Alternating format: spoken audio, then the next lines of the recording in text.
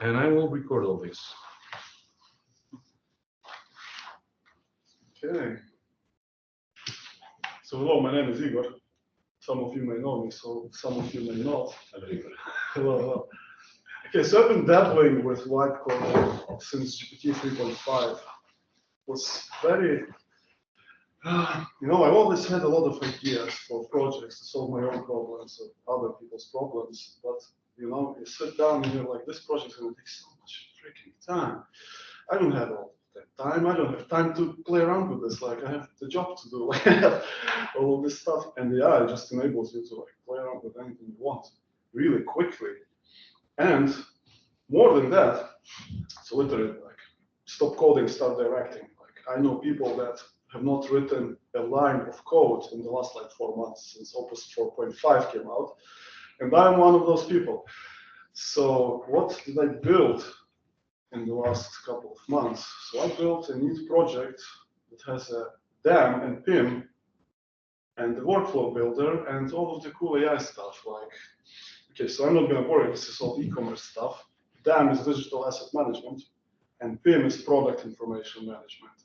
And it's a tool for teams to have all of the stuff together for e-commerce, because images, videos, and stuff can live in freaking Dropbox, they can live in Google Drive, they can live in a separate DAM system, but like the source of truth for all of the products lives in the PIM system or an Excel sheet or whatever. And you can just import all of your products in my system, and it all works. It's all connected together. So basically, a couple of screenshots.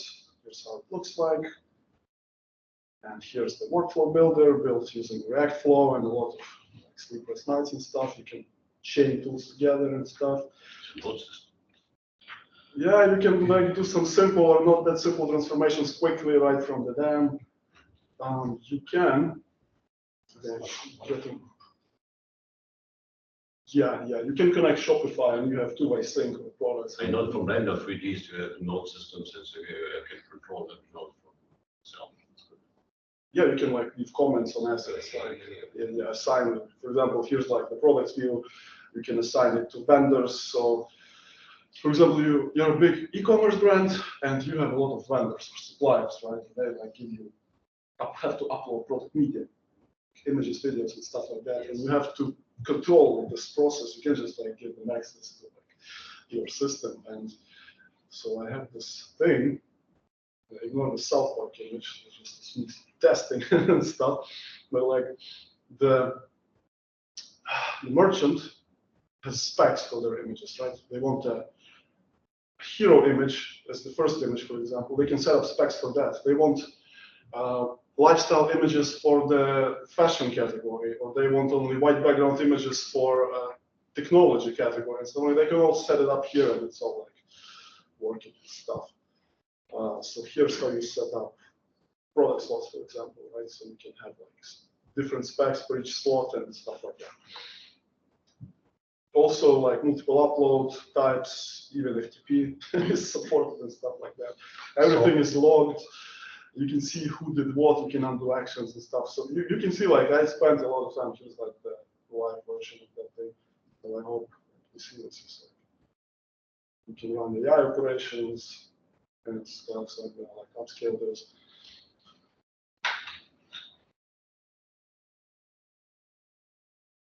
I'm doing some progress. You're changing quality of picture, right? Yeah, I'm upscaling. It's probably not going to be visible on this image. Very nice choice by me. Anyway, yeah, there's like stuff like this. Anyway, this is not about that. You can see like this looks all right. Big system, big platform. Yeah, this looks like a serious thing, like not garbage vibe code. It looks like it. How do they get there? Like, this was a very complicated problem for, I literally didn't write a single line of code in this project. There's like 500,000 lines of code and 200,000 lines of tests and stuff like this. And this is a complicated system. Like, the database is huge. Like, when we get to the stack, I will go ahead. Like, so this is running. Would it be that complicated and huge database if you coded it instead of AI, you think? Sorry? Would the results be the same? Would it be so complicated and the database is so huge if you did not use AI but coded it yourself? It wouldn't happen at all. That's what I can say. It would not happen because, like, I'm getting a bit ahead of myself, but whatever. Like, the process of creating all of this stuff, it's not like, if you do it, if you just open Claude Code or Codex or whatever, and say, build me a dam with a pin. It's gonna like do something, but it's gonna be shit. I'm sorry. It's gonna be unusable. It's gonna be slop.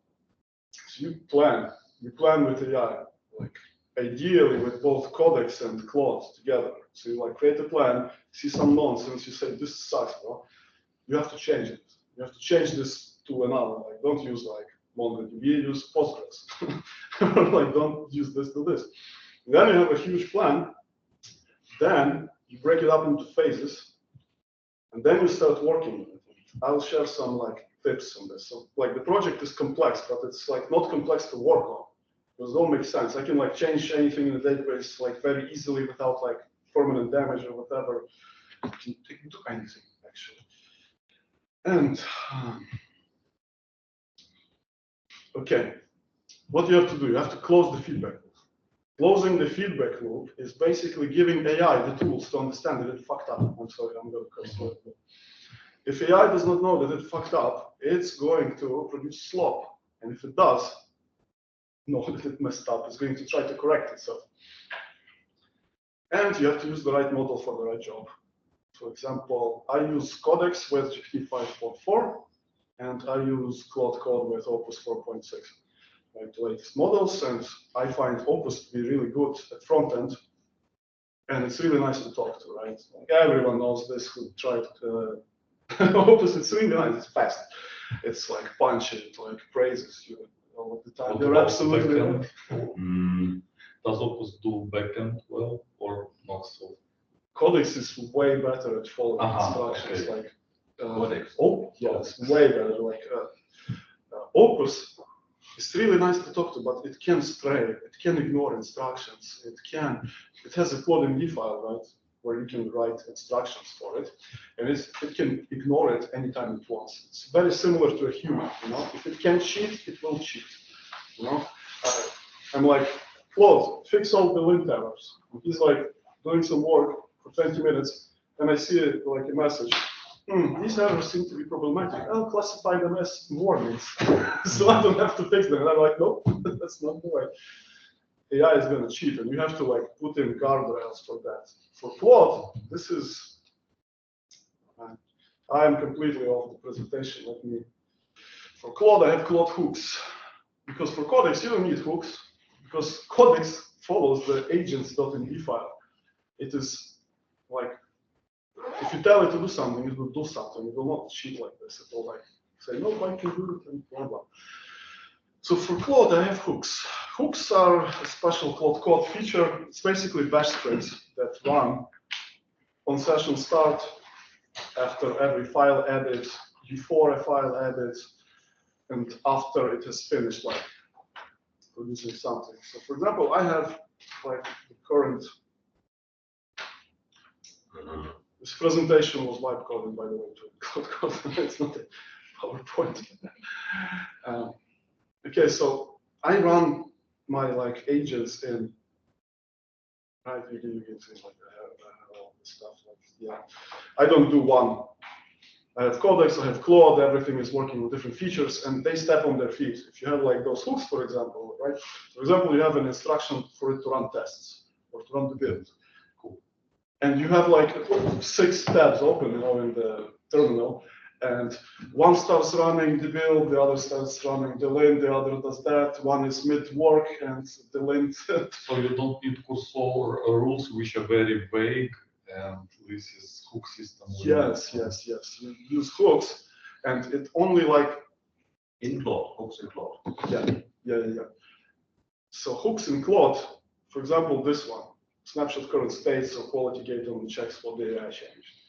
So each session logs only the files it changed, because they usually just use like Git, right? So they see unstaged files or staged files, and I'm like, okay, I'm gonna like work on this. Worktree is also an option for solving this problem, but I don't remember, I had some problems with them and I decided against using them, so I wrote a freaking hack. And for example, I have on Studio, right, I use ShadCN with components and whatever. And it has a design system, right? I have a design system, I have like ShadCN components to have a proper front end, not to have like a tailwind swap and stuff. And Claude really loves, just really loves to create like some custom HTML elements with tailwind classes. It has a ShadCN button, it doesn't use it. It's like, no, it's faster to do this in tailwind, and you end up with slow. So I wrote like a hook that sees if he didn't use any ShadCN components, blocks him and tells him, mate, you have to use ShadCN components for this. And you just edit it front end. And he's like, yeah, okay, fine. He still sometimes finds ways to like go about. But it's been fine for me. And after like it's done, I have stop hooks. So type check, tests, missing tests, if it has it also writes to changelog and docs. It's very, very important to have docs. So like, I'll skip to docs, I guess. Okay, so if you have documentation in the project and you reference it in like the main files, agentsmd or Claude, it's gonna respect it. It's gonna respect it only if it doesn't take too much context. For example, if you have a vague sentence in Claude MD saying, I have documentation in docs folder. Claude is going to be like, docs folder, okay. He's going to grab some stuff, find some absolute nonsense, something irrelevant. He's going to read it or maybe not read it. Like, he's very opinionated. He's like, and he moves on. If it's like a simple index of stuff, it's like front-end documentation is here. You have a folder in docs for front-end. There's an index in D that references all other files with descriptions. It does way better. It's absolutely great. Another thing that is very nice with when you have documentation is when you have special skills. So you can install like skills for example, all of your technology stack, right? So for example, you're using, like me, you're using React on the front end, you're using Postgres as the database. And Next.js, you just install official skills and you create your own skill that says like, if you did front-end work, check all of the work using React skills, using Next skills, using, if you changed user-facing copy, writing guidelines, read them. I also have a soul.md file which explains what the product does. And I found it to be very helpful because it helps the model to understand what it's actually building, who's the target audience. It's basically like the name of the product, what this product is for, what problems it solves, and what are like the values and everything. And that one is included in all of my custom skills. And okay, so back to, okay. You can immediately see it was white coded whatever. And I have all of those skills checking. So for example, backend changed, some of the front end changed, and all of those skills are booted up automatically. You know? It's the feedback loop starts working. And they check everything. They check like if the right front end components were used, if it was not just custom tailwind swap. They check like if the tests were written, if the tests were written properly. By the way, also important thing, because what I found a bit too late in my journey that TDD works really nicely, but only if TDD is like proper, you know, because tests and AI, especially Claude, he can cheat. He's gonna mock everything. He's gonna mock everything, and the test will be green, and your stuff will be broken, and you'll be like, "Come on, mate! Like it's green. What do you want?" So there's a good skill by Matt Pocock, and you can install it with a single command. It's gonna, like, I very recommend this skills.sh site. Just run a command. It's gonna install it for all of your agents, It's like, yeah, on the project level, on a global level. So it's not just skill for TDD, it's skill for TDD best practices. Yes, yes, yes. It instructs it not to use mocks, like to use to write tests for the use case, not like for something that doesn't exist. Okay, tests, very important, but I truly recommend having a dedicated, smart QA engineer for this, to handle this. Like, you can't like live code this alone, it's gonna be a mess. Okay, let's go. So hooks. Hooks are nice. Hooks tell Claude Code where it messed up. So to complement everything, right, you can also use Playwright. Y-test, obviously for like unit, integration tests, whatever. Here's Go explained for type checking and linting. Nib for dev code. React Doctor, if you use React, very nice tool. It catches all of the anti-patterns and stuff, like all of the things that can happen. And Playwright, if you don't like want or have end-to-end tests because they're complicated. When you added front end, all of my like front end skills have. I use Agent Browser by Vercel. It's basically Playwright in a CLI that has a skill that agents can use, and it can go and check everything himself. You don't have to like specifically instruct the model to like check the changes. If you change front end, user-facing stuff, you can just put up the browser, make screenshots. Like I've seen Codex record videos and analyze it frame by frame because I was like, this animation is lagging. Just went recorded the video and analyzed that. So Playwright plays clicking in browser and Codex just analyzing it. Wow. Yeah. And so yeah, this helps a lot to keep like the code clean and everything working. Because if you don't, you're gonna end up with slop. You're gonna have to scrap it or hire some people to like mess with it. I interviewed a guy who he worked on a project which was created by a project manager without any technical skills and stuff, and he founded a project. The backend was Google Sheets. It was some CRM system or something. Backend was Google Sheets. He got €1 million in funding, but Google Sheets is not really sustainable. And the developer I was interviewing, he got on that project to like build a proper like architecture for them. And yeah, he worked for a couple of months. He said the project was pretty good. I had no problems with it. And he like set up some Python stuff and whatever, and on he went. And all these 6 tools are those you're using in your project? Yeah, one-off. One-off? Yeah. So I have a business idea, Igor. I have idea of Airbnb for yachting. Sergey will create Excel for it. He will be the backender.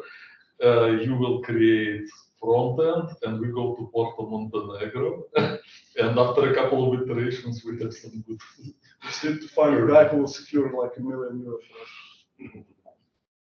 Anyway, yeah, and the tooling like for Python is going to be different, right? Except like Playwright, if it has some front end or whatever. Yeah, you know your tools. I mean, yeah, that's the review skills I use. So all of them are custom. And the fun thing with skills is that you can install like all of those TDD skills, ShadCN skill, like React, best practices, XState, managing state. Everything has skills, Stripe for payments. And you can create your own skills that instruct the models to use other skills. So it's like meta skills. Yeah, basically meta skills. So my custom skills, well, maybe. Let me show you. Here's a REI folder. And I have skills. I have like this stuff, right? It has all of the relevant documentation, all of the skills, and more skills, and even more skills, and there's instructions and stuff like that. And it's been working pretty well. So you're not limited to like skills, because skills in Claude Code especially, Claude Code is lazy by nature, right? So if you tell him to change the button color or something, he's just gonna go and do it in Tailwind or whatever. He's not gonna load skills for this task because why would he? Like he's like, you know, yeah, chilling, yeah, he's just gonna do it. And you have to instruct him every time for this. And even if you have a Claude MD, it says like, if you're doing front-end work, use an appropriate skill. Skill is here, and well, he's like, no, I'm not gonna use it. So I believe just developers, they want to save the size of context window, and they don't, but probably I can do with half of the window and with skills, and I have better problem. Yeah, exactly, and it makes it like work way better because the model sees the skill. The skill is not like freaking huge ass document, and he understands. He quickly scans it, and it is references to documentation to other skills, and other skills are essentially MD files, you know, like. Not database. So it's like the index of agent browser is, if agent browser is not installed on the system, run npm install g agent browser, and then like use those commands to do stuff. You know, it's like very short, very snappy. And the context window is not full, and models generally behave way worse if the context window is like above like 50,000, 100,000 tokens. Like all of that stuff that Claude Code has a million token window. Like, I mean, come on, like if you're like above 200,000, he's breaking his head against the wall on some stupid task. You just reset it and it does it on first try. You know? Like, there's also benchmarks that prove it and whatever. Okay, skills. Skills very nice. Like I really like skills. They're very helpful and easy to set up. Like for example, everything here was set up in 5 minutes by Codex, and then I spent like 5 minutes reviewing them and adding some stuff or removing some stuff. Very simple. Again, docs, very important too. You can reference them in skills, or agents can just grab for them, search for them. And I already covered this, but another downside of Codex of OpenAI is that its writing is so dry and so bad. It's if you use ChatGPT with this model, it's fine. You know, it's tuned differently there. But if you use it in Codex for coding, man, is it going to give you some freaking stupid language? Like user-facing language is going to be trash. It's going to be using terms that are not like industry standard, even for simple stuff. Even like in the interface in the Codex, like it uses such language that I mean, my English is decent, right?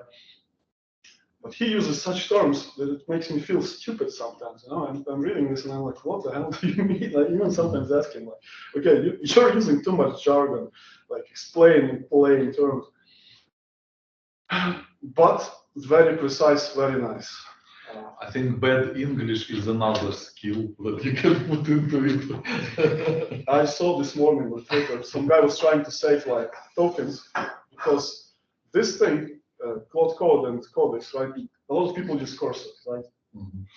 And I used to use Cursor, but when subsidies ended, you could be able to work for a month for $20 on Cursor, you know, because like Sonnet 3.5, the state-of-the-art model back in the day was subsidized. And then they launched Claude Code, then they launched Codex, and subsidies came there. For example, like in Claude Code, I paid $200 a month, and I spent $5,000 worth of tokens a month. And this cannot last. They're already like tightening its stuff. So the developer could say, I cannot change the button color because I ran out of all tokens. Yeah, of course you can. Okay. Yeah, back to that thing. So the guy wanted to use less tokens, and he wrote a Claude MD file that instructed the model to speak like a caveman. Mm-hmm. You know, and the model was like, "Me done, code ready." Like in Warcraft. Yeah, work. Okay, so yeah, so here's like some. I just wanted the graph to look smart, I guess. So I have 14,000 tests, 2,223 Git commits in 4 months. 1,000 end-to-end tests. This is just some bullshit. I also have this. Yeah, you just All call those, others. have only those. All of this. Column diagram. Okay, and the fun thing, by the way, like one of my teammates joined me on this project, and he has no clue how to code at all. And like we were stepping on each other's toes all the time. So I like spent 2 hours and wrote a Kanban board. Oh man, come on. Again, let's forget about it. Basically, it's a Kanban board with an MCP server. And Codex or Cloud Code connects to it, sees all of the tasks available, sees all the blockers, claims tasks. You say like, change the button color, and it just checks all of the tasks. And if somebody is already changing the button color, if it's in your other tab or it's a teammate or whatever, it can like be blocked from this task. And it just updates the progress. Just want to quickly log in. Yeah, and by the way, the Studio thing also has an MCP. Let me show you the fun thing. So I have a CloudBot, and like everything that is in Studio is available in the API with the MCP server. So I asked it to show 10 most recently uploaded images in the TJC account. That's an actual customer name, but it was like my test account. And I said, can you show me URLs? It just created a collage of everything. So it had all the image URLs, it created a collage. And what are the latest products? It just lists them. And then I just did a voice message. Oh, it's going to be echo. Let me go to my phone. I just want to see if somebody does it. Can you remove the background of the first product in TJC Meditation Source Studio? And it removed the background. It used like all of the available. It used the background removal tool, and that was a transparent PNG. I have no clue why it has white background, but yeah. And this like CloudBot thing is very interesting to me because I have it connected to GitHub. It runs on my desktop computer back at home. And it has Chrome jobs and stuff. It has access to GitHub. And Jesus Christ, nice privacy. And I just walk somewhere and I do a voice message and it uses, how is that OpenAI model called for voice recognition? Whisper, yeah. Doesn't cost anything almost, yeah. But when I whisper, like it transcodes it into text. There is my command and just does it. So hold on, let me maybe. I installed this controller and they are not still asking for any money. You can install it locally. It's a very small model. It's open source. Yeah, like anything can run it. Let's change this image of the keyboard from SubStudio from the latest product. So it's a bit more interesting. Change it to a lifestyle product. If it fails, I'll pretend nothing happened. If it succeeds, I'll show it to you guys.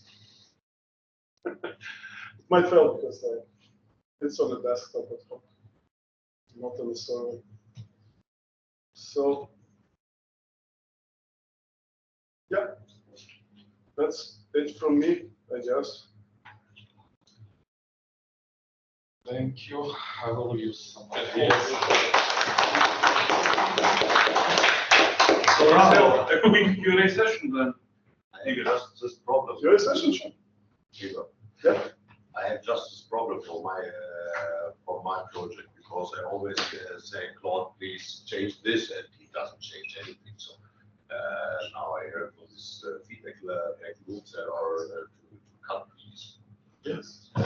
It's unbelievable. I tried, give him even a picture to say, copy this, put it into this. And now I'm 2-3 days. He's smiling and good. No, I'm doing whatever. So I don't know how to manage it. So he all the feedback. Maybe I can show you. Yeah, sure. I feel your pain. I've been through this. It's unbelievable. I have some projects, but this one is really not like. But I know the next speech. Who's the next speech? So, no more questions, Igor? Shall we proceed to next or make a pause? We can make a little pause. Yeah, let's make a small pause. What's the next talk?